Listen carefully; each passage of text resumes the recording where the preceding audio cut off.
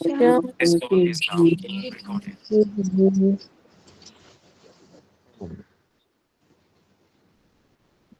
की पिछली कक्षाओं में हमने ध्यान क्या है, कैसे करते हैं, क्यों किया जाता है, ध्यान में यम नियम का क्या महत्व है और कैसे उपयोग करते हैं, आसन को कैसे स्थिर करना है, प्राणायाम का क्या महत्व है, उसका उपयोग कैसे करना है, जप का उपयोग ध्यान में किस प्रकार से करते हैं, ईश्वर की सत्ता को पहचानना, चेतनता को पहचानना, सर्वव्यापकता को पहचानना, ईश्वर की सहायता को समझना, ईश्वर की रक्षा को समझना और ईश्वर की रचना को समझना। साथ ही अन्नमय कोश पर विजय होगी तो क्या लक्षण हमारे अंदर होने चाहिए जिससे हम ये समझें कि अन्नमय कोश विजय हो गया। इन सब विषयों पे हमने बात की, समझने का प्रयास किया। अभी तक जो विषय बताए गए उनमें से यदि कोई बात हम में से पूछना चाहते हैं तो हस्तोत्थापन द्वारा सूचित कर सकते हैं, अन्यथा हम आगे बढ़ेंगे।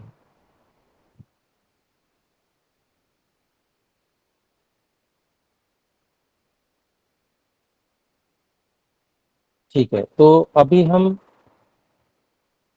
धीरे धीरे करके साधना में समय अधिक लगाएंगे और जो विवरणात्मक है उसका समय थोड़ा थोड़ा कम करेंगे।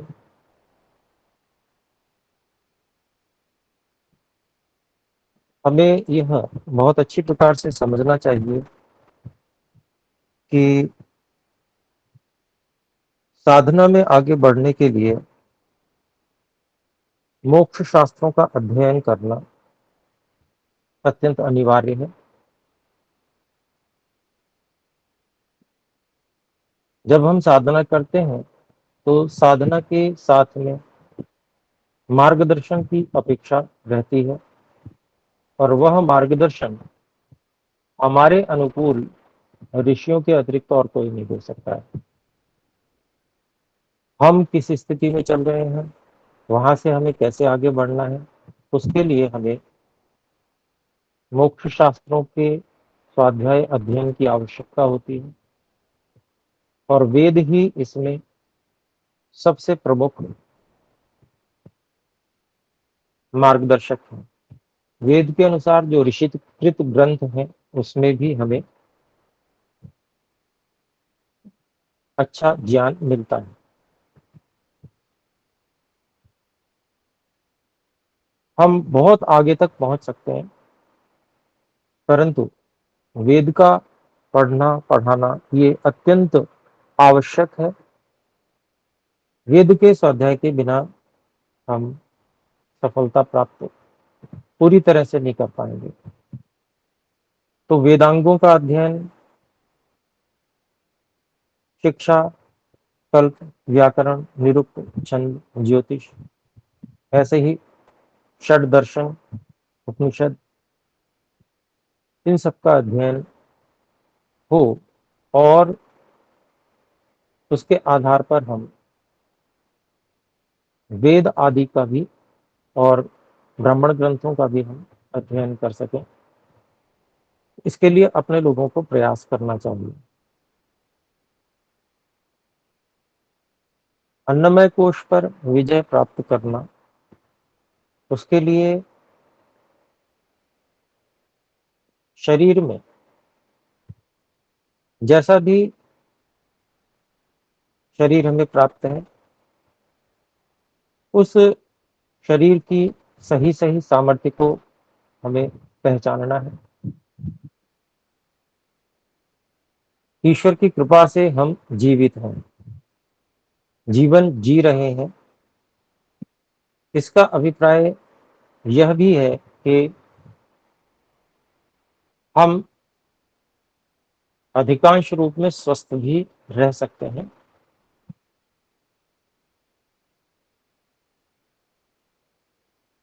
ब्रह्मचर्य आदि के द्वारा जो माता पिता के द्वारा भी रोग प्राप्त होते हैं, उन पर भी विजय प्राप्त की जा सकती है। संयम के द्वारा, अर्थात अपने अन्न को बिल्कुल ठीक ठीक पहचान कर उसका यथोचित यथा योग्य व्यवहार उसके साथ करके, उपयोग करके हम शरीर की सर्वाधिक सामर्थ्य की स्थिति को प्राप्त कर सकते हैं।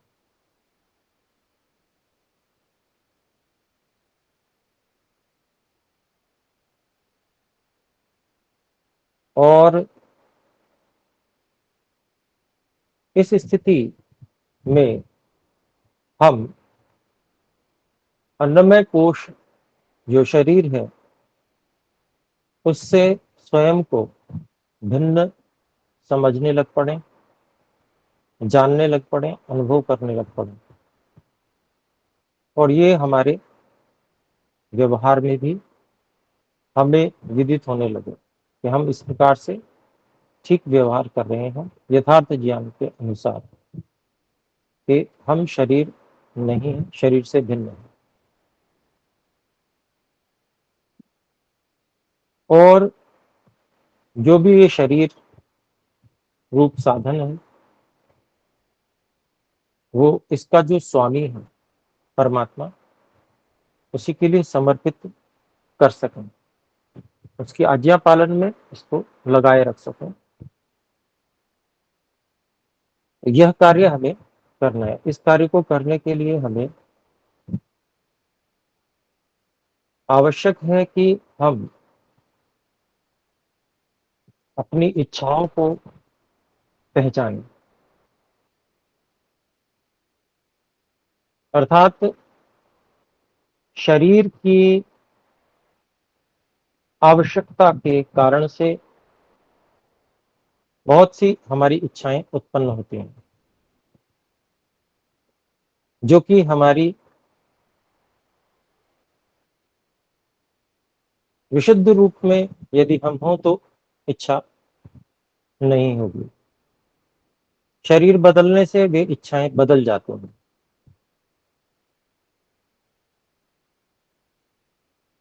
शरीर बदलने से जो इच्छाएं बदलती हैं वे हमारी आत्मिक इच्छा नहीं है। इसको व्यवहार काल में हमें आत्मनिरीक्षण के द्वारा पहचानना होगा। वे इच्छाएं चाहे आहार के लिए हो, भोजन प्राप्त करने के लिए हो, रूप देखने के लिए हो, गंध ग्रहण के लिए हो, स्पर्श की इच्छा हो या शब्द श्रवण की इच्छा हो,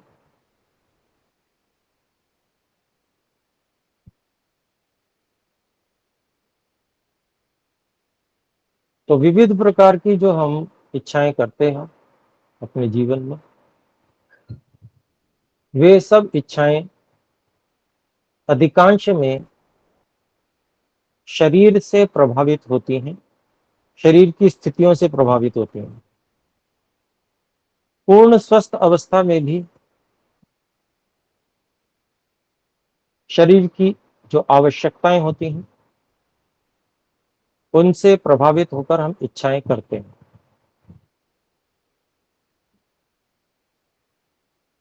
तो उन इच्छाओं को इस रूप में पहचानना कि ये इच्छा शरीर की आवश्यकता के अनुरूप अनुकूल है, मैं इस शरीर से पृथक भिन्न हूं,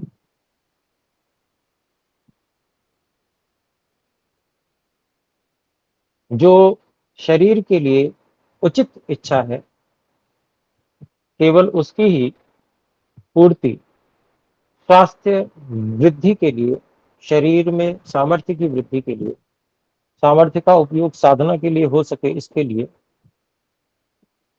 उन सभी इच्छाओं की हमें यथा सामर्थ्य पूर्ति करनी चाहिए।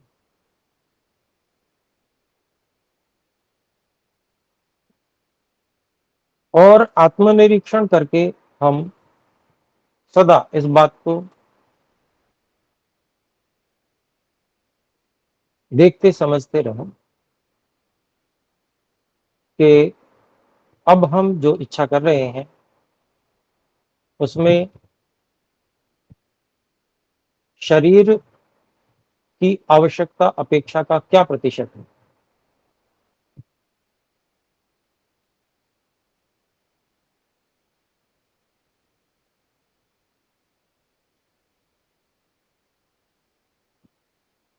तो इसका निरीक्षण करने से हमें बहुत कुछ विदित होगा, समझ में आएगा। तो यह कार्य हमें अपने जो सप्ताह भर का व्यवहार काल है आगे उसमें करना है। तो आइए अब हम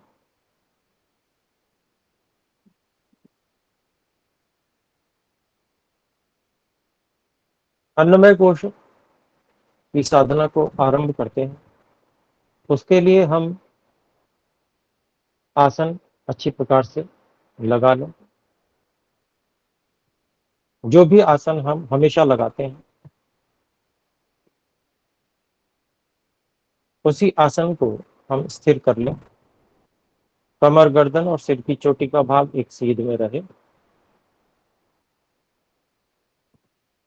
रीढ़ की हड्डी में बहुत अधिक तनाव ना हो, परंतु झुकाव भी ना हो।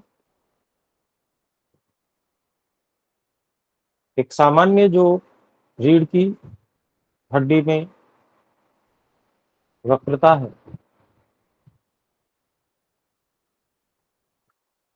धड़ के भाग को भूमि से 90 अंश के कोण पर बनाए रखते हुए इस प्रकार से रीढ़ की हड्डी को रखेंगे। आंखों को कोमलता से बंद कर लें। हाथों को घुटनों पर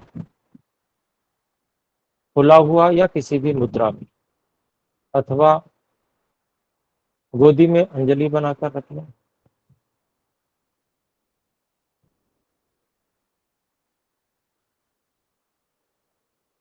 संकल्प करेंगे कि स्थूल शरीर से अब मैं कोई चेष्टा, कोई प्रयत्न नहीं करूंगा। सभी प्रयत्नों को मैं विराम दे रहा हूं, शिथिल कर रहा हूं।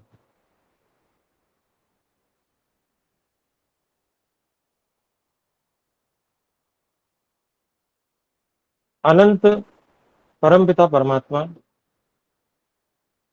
जो सब कुछ को धारण कर रहे हैं, मुझे भी और मेरे इस शरीर को भी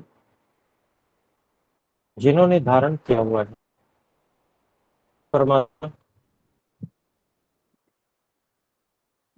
उपस्थित हैं। और आप अनंत तक व्यापक हो रहे हैं। मेरी कल्पना से भी बाहर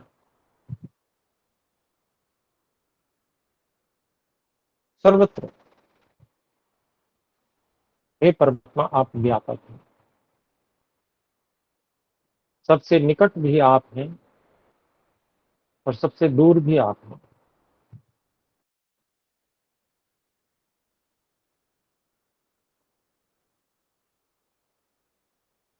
हे परमात्मा, मैं अपने विचारों को आपको समर्पित कर रहा हूँ। आप मेरे परम गुरु हैं। गुरुओं के भी आप गुरु हैं। आपकी प्रेरणा और ज्ञान विज्ञान को मैं प्राप्त करना चाहता हूँ। इसी के लिए योगाभ्यास के लिए मैं आसन लगाकर बैठा हूँ।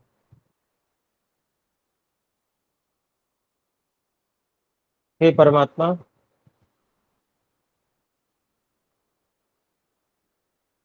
मैं अपने सभी व्रतों को, संकल्पों को, यम नियम रूप प्रतिज्ञाओं को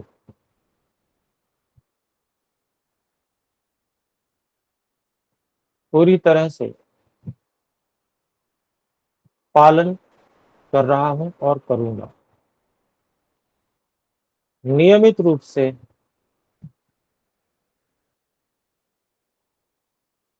सभी प्राणियों के प्रति वैरभाव त्याग, यथार्थ के अनुरूप ही विचारना और बोलना, व्यवहार करना। आपने जो वस्तु किसी की अन्य के अधिकार में दी है, उसको बिना प्रतिफल के प्राप्त करने की कभी इच्छा भी नहीं करना।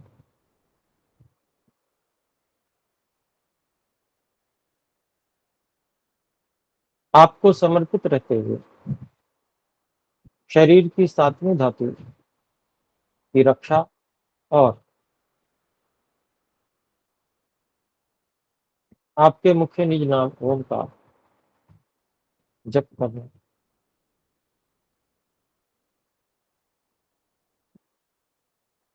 और अनावश्यक विचारों और वस्तुओं का संग्रह न करना, यह मेरे प्रधान व्रत हैं।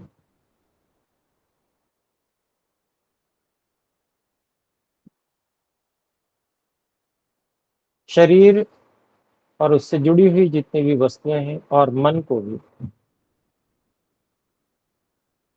शुद्ध रखना,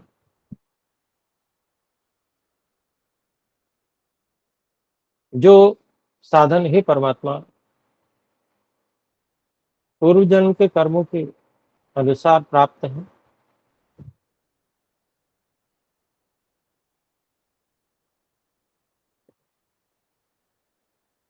उससे अधिक की तृष्णा में न फंसते हुए निरंतर पुरुषार्थ करते रहना, उन्नति के लिए, आपकी प्राप्ति के लिए।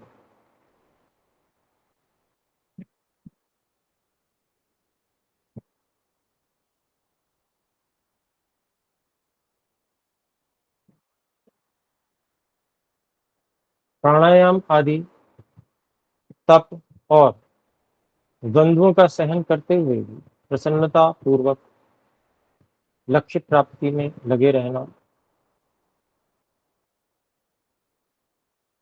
मोक्ष शास्त्रों, वेद आदि का और ऋषिकृत ग्रंथों का स्वाध्याय, पठन पाठन करना और आपको ही स्वामी मानते हुए, आपको परम गुरु मानते हुए,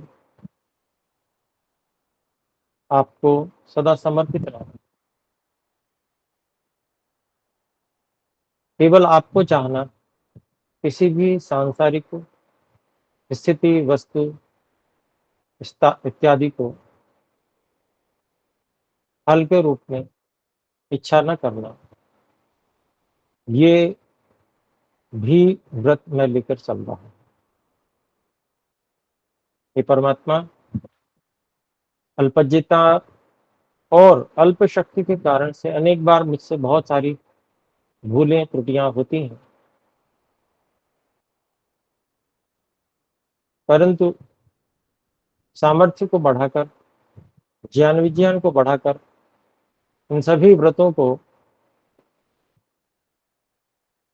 पूरी तरह से पालन करने का प्रयास मैं कर रहा हूं और आपकी कृपा का आकांक्षी हूं।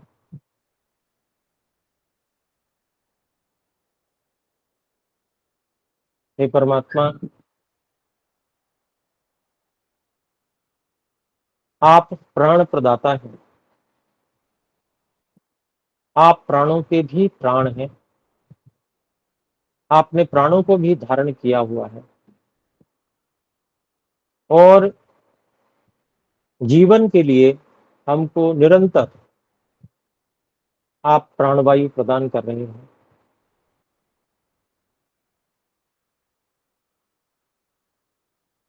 निरंतर शुद्ध वायु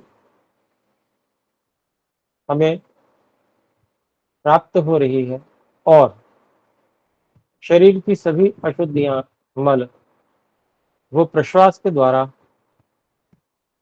बाहर निकल रहे हैं। हे परमात्मा, प्राणों को नियंत्रित करके मन को भी नियंत्रित किया जा सकता है। ऐसा ऋषियों ने बताया है। इसलिए मैं प्राणों को नियंत्रित रखने का प्रयास कर रहा हूं।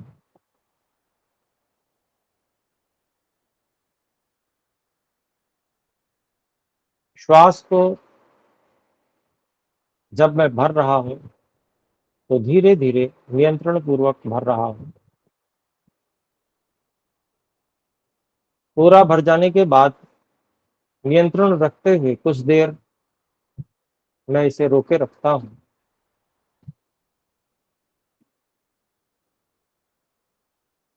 और फिर सामर्थ्य समाप्त होने पर धीरे धीरे इसको नियंत्रण पूर्वक छोड़ देता हूं। जब श्वास पूरी बाहर निकल जाती है तो नियंत्रण बनाए रखते हुए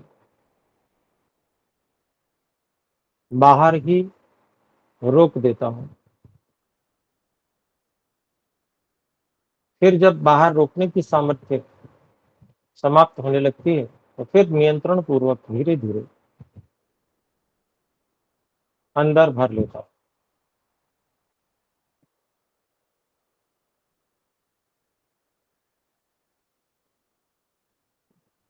हे परमात्मा, आपकी कृपा से मुझे प्राणों पर पूर्ण नियंत्रण प्राप्त हो जाए, इसके लिए मैं प्रयासरत हूँ।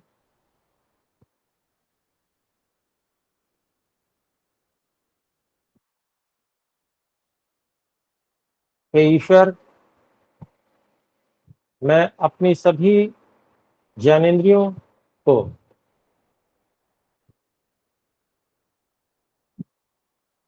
मन के विचार के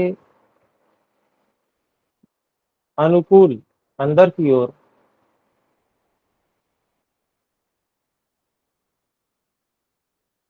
लगा रहा हूँ।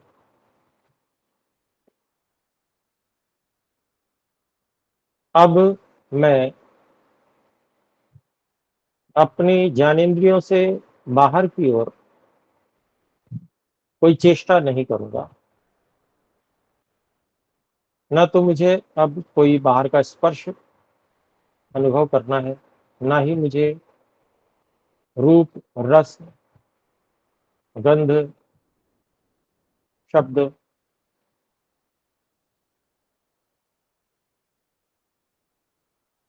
सभी इंद्रियों को मैं मन के विचार के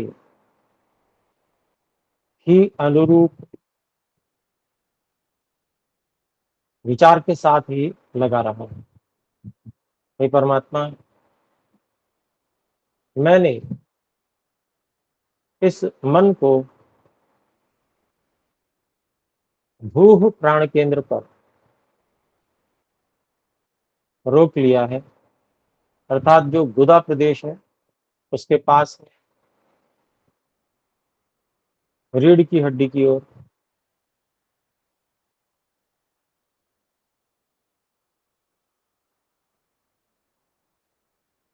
रीढ़ की हड्डी के सबसे निचले भाग की ओर।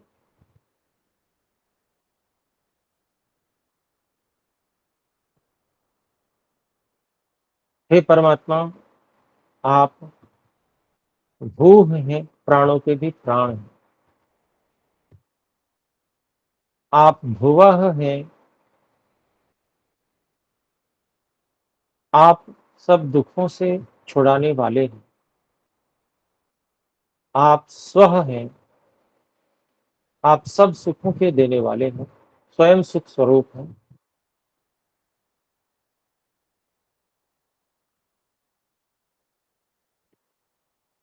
भूह प्राण केंद्र भूमि से सबसे निकट।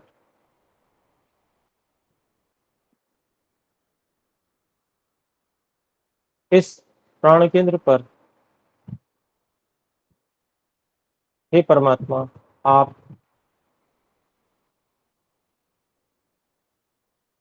अपनी अनंत शक्ति के साथ विद्यमान हैं।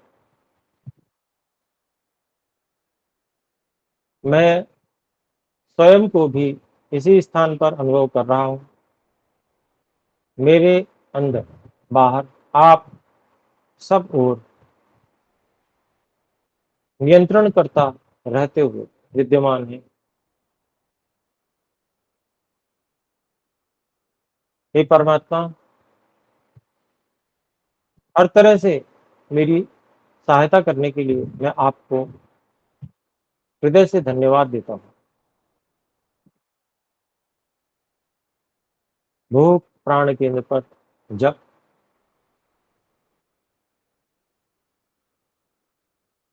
जप में 3 काम, मंत्र का उच्चारण, अर्थ की भावना,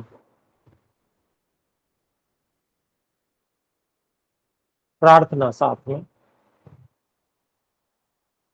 ईश्वर को समर्पण, ये तीसरा काम। हे ईश्वर, मैं आपका शिष्य हूँ। आपको ही मंत्र पाठ सुना रहा हूँ और मेरे अंदर विद्यमान होते हुए आप मुझे प्रेरणा दे रहे हैं। मेरे परम गुरु हैं आप।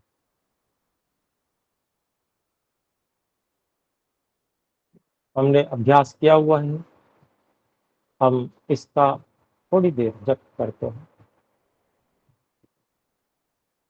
ओम भू ओम भू ओम भू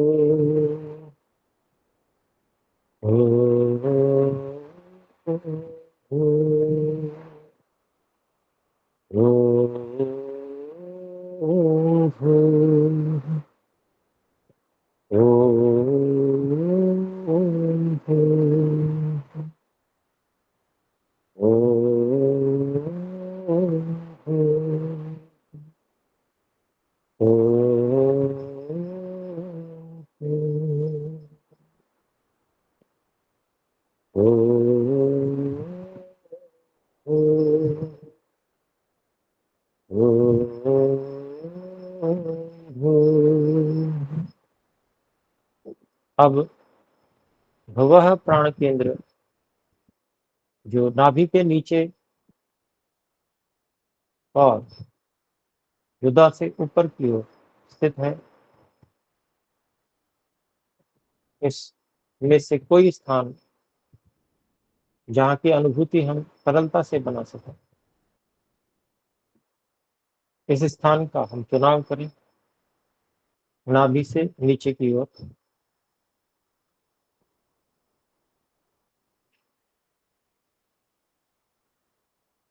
हम इस धारणा केंद्र पर उपस्थित हैं। हे परमात्मा, हे दुख विनाशक, आप भी इस स्थान पर उपस्थित हैं और मेरे अंदर बाहर व्यापक हो रहे हैं।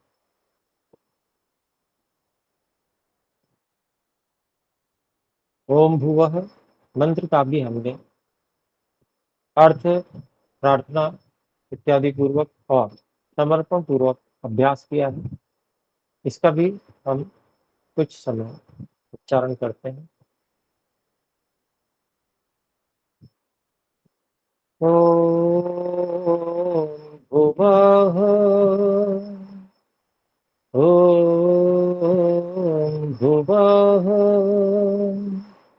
ओम भुवः ओम भुवः ओम भुवः ओम भुवः ओम भुवः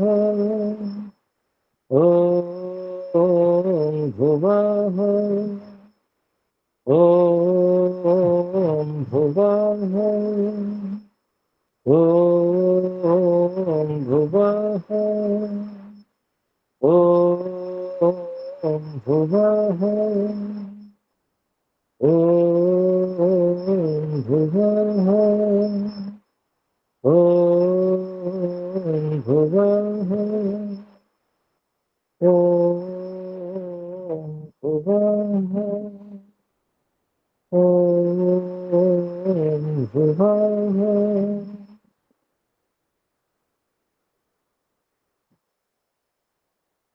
अब हम इन दोनों प्राण केंद्रों पर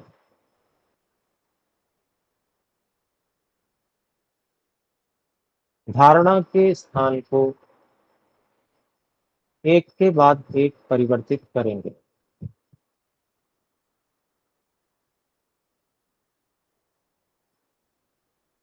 दोनों मंत्रों का साथ में उच्चारण, अर्थ की भावना, प्रार्थना और समर्पण।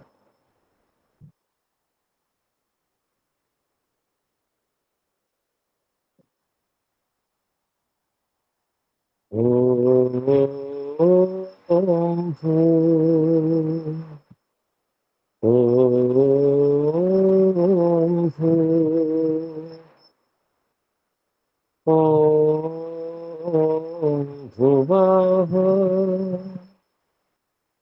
ओम भूर्भुवः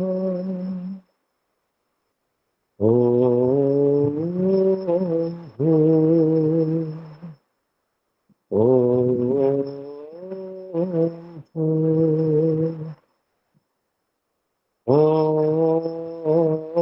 भूर्भुवः ओम भुवः ओम भुवः ओम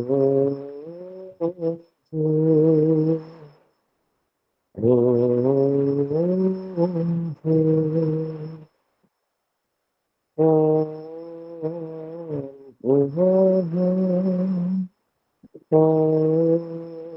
ओम भूर्भुवः ओम भुवः ओम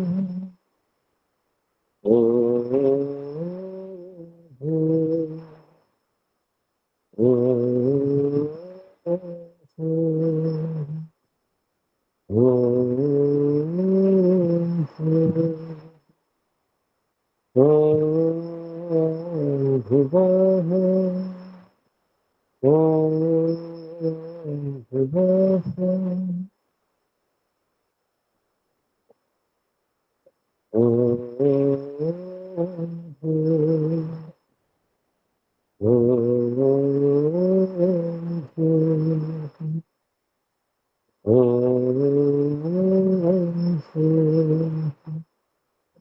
ओम भुवः ओम भुवः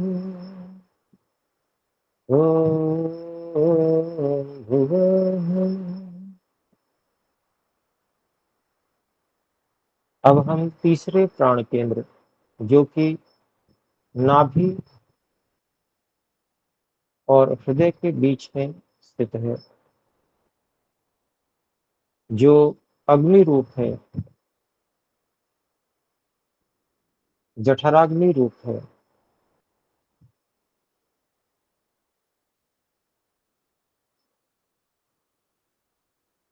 जिस प्राण केंद्र पर 3 प्रकार की अग्नियां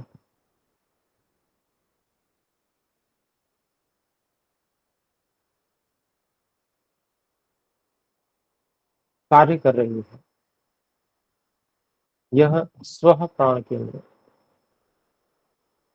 स्व परमात्मा का नाम अर्थात सब सुखों के देने वाले स्वयं सुख स्वरूप है।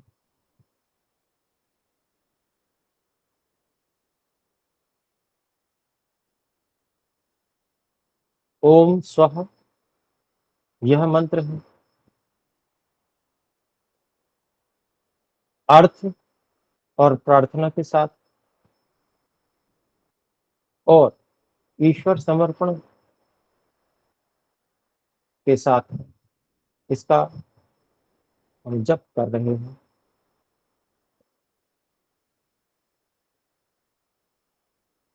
ओम स्वाहा ओम स्वाहा। हे सर्वरक्षक परमात्मा, आप स्वयं सुख स्वरूप और अपने उपासकों को सब सुखों की प्राप्ति कराने वाले हैं। हे परमात्मा, स्व प्राण केंद्र को अत्यंत बलवान बनाने की कृपा करें। हे परम गुरु, मैं आपसे, जो आप अंदर बाहर व्याप्त हैं, आपसे ही यह प्रार्थना कर रहा हूँ। यह मंत्र आपको ही सुना रहा है और आप मुझे निरंतर देख, सुन और जान रहे हो।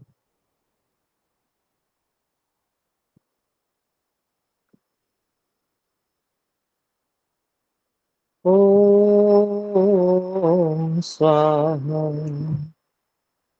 ओम स्वाहा। हे सर्वरक्षक परमात्मा, आप स्वयं सुख स्वरूप और अपने उपासकों को सब सुखों की प्राप्ति कराने वाले हैं। मेरे इस स्व प्राण केंद्र को अत्यंत बलवान बना दीजिए। हे परमात्मा, आप मुझे निरंतर देख, सुन और जान रहे हैं। मैं आपसे ही, जो आप अंदर बाहर वर्तमान हैं, प्रार्थना कर रहा हूँ। आप कृपा करके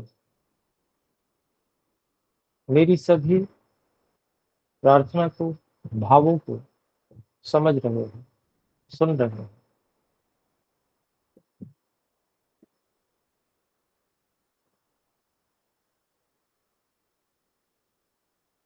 ओम स्वाहा,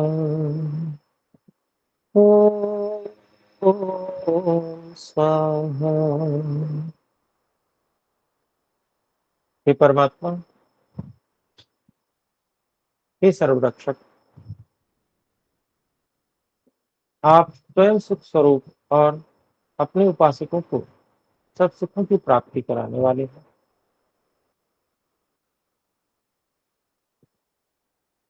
आप मेरे परम गुरु इसी स्व प्राण केंद्र पर उपस्थित रहते हुए मेरे अंदर बाहर सब प्रकार से मेरा नियंत्रण कर रहे हैं, मुझे देख, सुन और जान रहे हैं। मेरी प्रार्थना और मेरे भावों को जान और समझ रहे हैं, मुझ पर कृपा कर रहे हैं।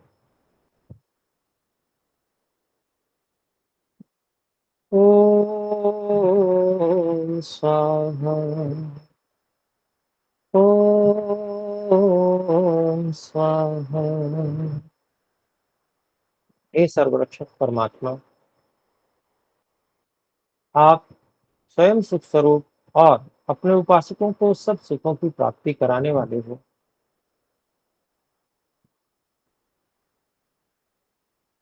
मेरे इस स्व प्राण केंद्र को अत्यंत बलवान बना दीजिए।